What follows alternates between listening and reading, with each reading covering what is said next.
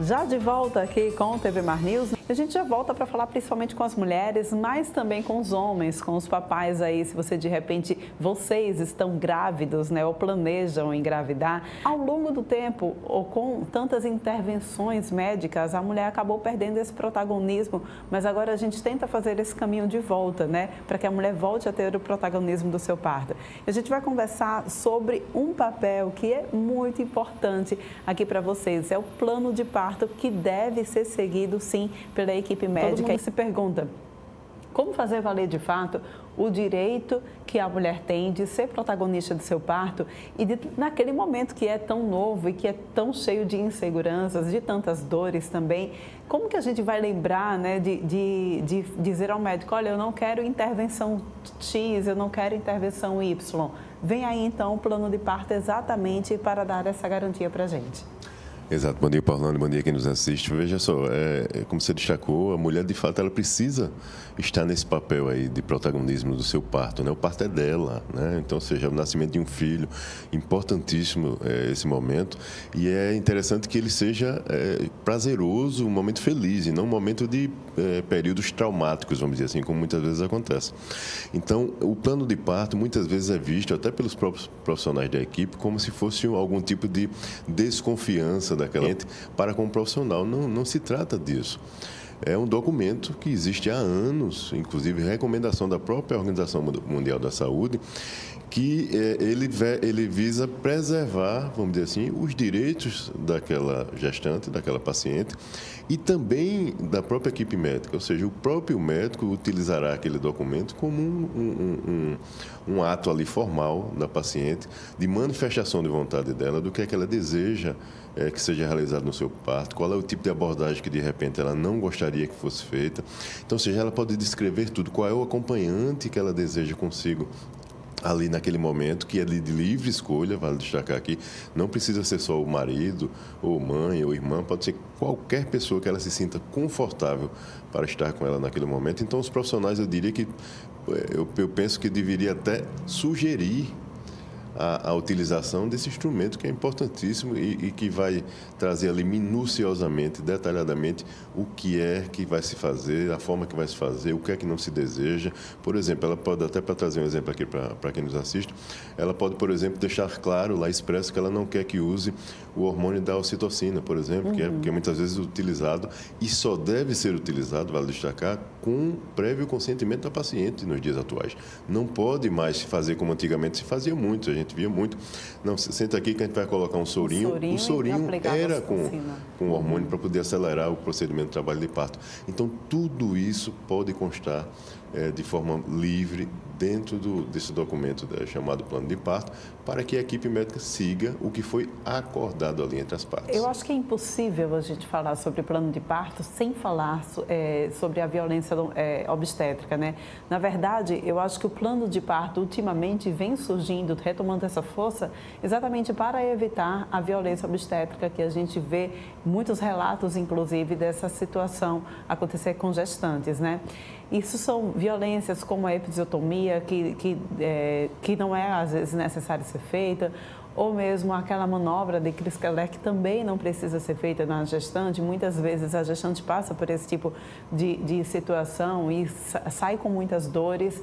Enfim, são vários problemas também de violência obstétrica, como a própria violência com a gestante na hora em que ela está parindo. Então, tudo isso o plano de parto ele vem exatamente motivado pela violência obstétrica, o número crescente de casos e denúncias? Exato, a gente vem assistindo, Paulano, infelizmente, né? Aqui no nosso estado, inclusive, vários e vários casos sendo noticiados pela imprensa de violências suportadas por várias gestantes. A gente teve um caso recente, inclusive, agora no interior do estado. Então, veja, talvez por isso esse tema vem voltando à pauta, né? Porque, de fato, se o plano de parto for feito, isso é um documento formal. Se compromete não só a paciente, né, com o que ela ali manifestou, bem como a equipe médica em seguir aquela manifestação de vontade daquela paciente, salvo, lógico, alguma excepcionalidade e algum procedimento urgente que seja necessário. Fora isso, é importante que a gente destaque aqui, especialmente para gestantes que nos assistem, fora isso, você decide se você quer ou não se submeter a certo procedimento. Não é o profissional médico que decide tudo. Isso não existe mais hoje na sociedade moderna, nas legislações atuais. Então, ela decide. O profissional, não sendo urgente, não sendo uma situação de emergência, ele tem que ter o consentimento prévio da paciente para fazer qualquer tipo de procedimento que ele visualize ali que seja necessário. Ela tem que consentir, primeiramente. Você falou da episiotomia. É um dos procedimentos. A gente tem uma pesquisa, Nascer no Brasil, feita pela Fiocruz, onde ela traz dados assustadores, eu diria, né, de um percentual altíssimo de mulheres sendo submetidas a procedimentos desnecessários, segundo a pesquisa, não sou eu que estou falando, sem o consentimento prévio da paciente. E a episiotomia está lá entre esses procedimentos, com mais de 50%. Né? Então, ou seja, são situações como essa. A manobra de Krichalé que você mencionou, de forma muito assertiva, ela é proscrita no Brasil, ou seja, ela não é recomendada no Brasil há anos pelo Ministério da Saúde, pelo risco, inclusive, de não só trazer alguma lesão para a gestante, para a mãe, como para o próprio bebê. Né? Existem casos de crianças que nascem com algum tipo de problema por conta dessa manobra ter sido realizada. Então, ou seja, é preciso que se respeite, primeiro, a dignidade dessa gestante, desse ser humano, né? Respeite a vontade dela, respeite aquele momento, é um momento de extrema fragilidade. Com certeza. Né? São várias emoções ali ao mesmo tempo, são várias situações, além da dor. Com certeza. Né? Muitas vezes. Então, ou seja, é difícil dela dar conta de tudo. Né? Por isso a importância de ter alguém de sua confiança do seu lado. Isso é direito de qualquer gestante. Nós temos uma legislação no país desde 2005. Nós estamos em 2023 e ainda assistimos gestantes que são impedidas de ter consigo, nesse momento tão importante, tão sublime, a pessoa de sua confiança que ela escolha. E vale destacar, Paulo, nós temos uma legislação aqui estadual que prevê, inclusive, a participação de uma profissional da doula, né? Uma doula pode estar, a critério dessa gestante também, ali dentro daquela sala de parto, e ela não conta como acompanhante. Como acompanhante, era exatamente sobre isso também que eu já ia te perguntar. É a questão da doula também, né? Ela não entra como um acompanhante e é direito da mulher ter uma doula também, além do seu próprio acompanhante. Agora, quando a gente fala sobre plano de parto, a equipe médica ela tem que seguir à risca esse plano. E uma outra questão, só para que a gente possa explicar aqui para quem nos assista, como esse plano de parto deve ser elaborado? Para que ele serve como um documento, para que ele sirva como um documento, é preciso, por exemplo, registrá-lo em cartório, fazer algo do tipo, ou só redigi-lo e entregar no momento do parto? Lembrando que a gente precisa fazer esse plano de parto antes, né? Não dá para a gente decidir lá na hora, é uma coisa que você está se planejando, já vai discutindo quais são as intervenções que você pode achar admissível ou não durante o seu parto. Exato. Veja, não há um modelo assim pré-definido, tá? A legislação, as normas não tratam especificamente disso. Algumas maternidades, Paulo, até têm um modelo já lá para poder a paciente seguir, mas ela pode discorrer até por tópicos, não há problema nenhum. Né? Ela assina, o profissional é importante também que ele assine, carimbe junto. Se ela quiser ter essa precaução de registrar em cartório, ótimo, isso é mais uma precaução que dará uma validade mais robusta, vamos dizer assim, a esse documento, mas não precisaria. Ela fazendo o plano de parto junto com o seu profissional, ambos assinando, ela pedindo que isso seja naturalmente vinculado ao seu prontuário médico. Isso tem que estar lá registrado dentro da documentação médica. Aí sim, isso precisa constar. Então, isso sendo feito, ele vale tranquilamente, não há essa exigência dela fazer toda essa formalidade. Agora, como você destacou um ponto interessantíssimo, é importante que a paciente que deseje fazer isso, discuta isso com o seu médico, né? Com o seu obstetra, que está acompanhando o seu pré-natal. Isso tem que ter tempo, porque é importante que o médico participe ativamente. Com certeza. Disso. Dando esclarecimentos no sentido do que você deseja, quais são os benefícios, quais são o ônus e o bônus, vamos dizer assim, de cada escolha, para que você tenha, de forma muito clara, muito cristalina, ciência da escolha que você está tomando ali naquele momento.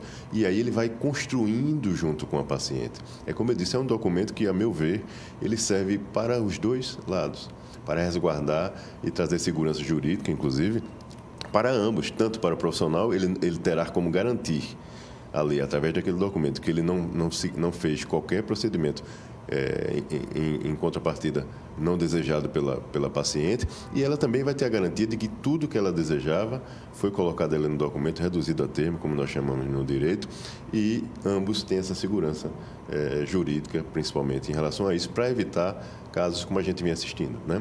De ficar a palavra da paciente, muitas vezes, contra a palavra do profissional, de que ele disse que não fez, ela disse que fez, e aí é, de fato, um dissabor enorme esse tipo de relação.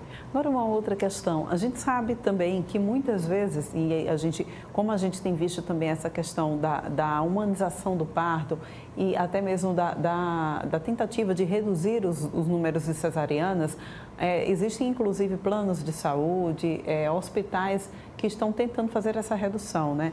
Para isso, a parturiente, a gestante, ela vai parir com o médico que estiver de plantão e não com o seu obstetra. Se coincidir as duas coisas, perfeitamente, mas caso não coincida, ela vai então parir com um obstetra que estiver de plantão no hospital. Esse documento que foi assinado pelo obstetra dela vale também para esse outro médico que vai estar de plantão?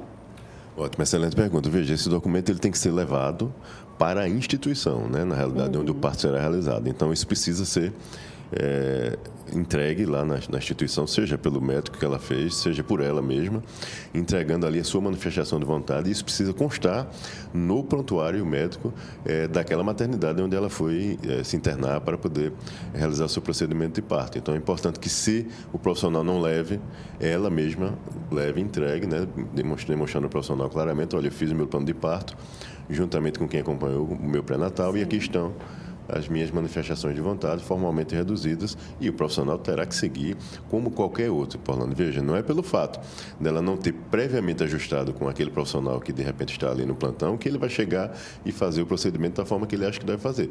Mais uma vez, vamos destacar, o parto é da gestante, não é do profissional. O profissional serve de instrumento, de ferramenta técnica, né, com toda a habilidade, seu conhecimento científico, para poder ajudá-la a ter o melhor parto possível.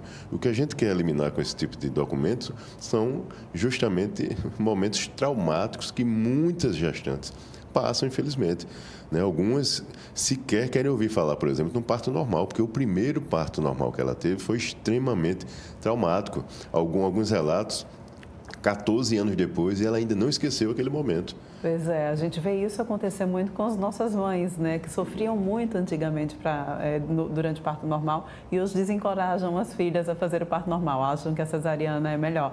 Mas só para a gente encerrar aqui, se de repente eu já apresentei o meu relato de parto, perdão, o meu plano de parto, o que deve acontecer, então, caso o médico não siga? Quais são os procedimentos que eu devo adotar para fazer valer o meu direito, mesmo que depois que tenha passado? Olha só, se ele não seguiu o que está ali, né, expressamente posto, ele está cometendo um abuso, né, uma violência obstétrica, né? Isso é caracterizado como violência obstétrica. Se ele não conseguir comprovar a real necessidade e indispensabilidade da realização daquele procedimento que ele fez contra a vontade daquela paciente, esse profissional poderá ser responsabilizado, não só o profissional, Orlando, bem como a instituição, que a paciente também foi ter o seu neném. Então, ou seja, é importante que ela, logo em seguida, busque levantar as informações, reporte isso à diretoria da instituição, à ouvidoria da instituição, solicite o prontuário médico daquele internamento dela e do procedimento. Tem que fornecer, o hospital não pode se negar, essa é obrigação da instituição fornecer. O que ele pode pedir, e é natural que aconteça, é um prazo, né? Porque são muitas solicitações, mas ele não pode se negar. A cópia do prontuário, ela tem total direito de receber. Muito obrigada mais uma vez pela tua participação aqui. A gente volta a se encontrar em outra oportunidade. Eu que agradeço. Obrigado. Estou sempre à disposição. Bom dia para todos.